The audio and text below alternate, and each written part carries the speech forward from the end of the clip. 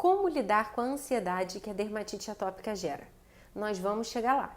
Mas antes é importante você entender que a DA ela está associada com aumento nos índices de ansiedade, depressão e ideação suicida, principalmente quando nós pensamos nas formas graves da doença, tanto em crianças quanto em adultos. A terapia cognitivo-comportamental pode ajudar nos sintomas ansiosos e pensamentos repetitivos que podem fazer com que a ansiedade esteja sempre a mil. Se você nunca ouviu falar disso, então fica aqui comigo. Dentro da terapia cognitivo-comportamental existe uma técnica chamada reestruturação cognitiva capaz de identificar logicamente e desafiar os pensamentos mal adaptativos que podem estar contribuindo ou perpetuando os sintomas ansiosos. Eu vou dar uns exemplos para vocês poderem entender melhor. Exemplos de pensamentos mal adaptativos. Prever o futuro.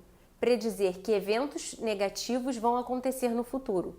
Por exemplo, vai todo mundo ficar me encarando e me perguntando o que é isso na minha pele se eu ficar sem camisa durante o jogo de futebol. Ou então, ler a mente, assumir que outros estão pensando negativamente de você. Por exemplo, sempre que eu vou à praia, de biquíni, eu me estresso com as pessoas porque elas ficam encarando a minha pele. Ou então pensamento de catástrofe, acreditar que algo terrível pode acontecer. Eu não ando de elevador porque ele pode cair e me matar.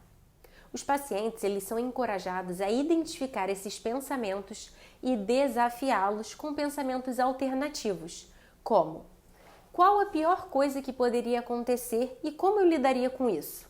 Isso gera reflexão. Quais as chances dos meus medos se tornarem realidade? Ou então, eu já lidei com essa situação antes e eu posso fazê-lo novamente.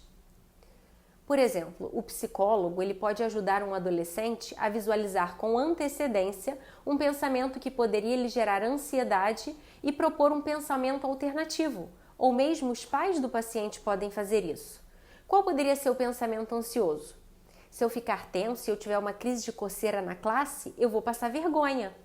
E aí, qual poderia ser o pensamento alternativo? Se a crise de coceira vier, eu já sei como fazer. Eu tenho um código com a professora e ela vai me liberar prontamente e eu vou poder sair da sala sem precisar falar nada. Galera, esses foram alguns exemplos. Servem para crianças e adultos. Antever uma situação estressante ou tentar adivinhar o que poderia acontecer pode gerar alternativas de como pensar, sentir e reagir ao que aparecer numa pessoa que é muito ansiosa.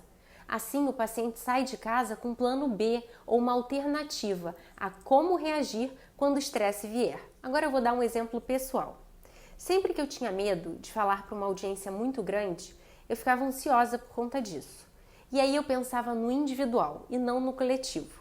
Eu pensava que quando eu estava falando para pessoas de carne e osso como eu, um a um, e não para uma plateia sem nenhuma emoção. Esse pensamento, ele sempre me ajudou. Alguém de vocês já teve esses pensamentos que geram uma mega ansiedade? Me conta aqui nos comentários e vamos aprender com os exemplos dos outros.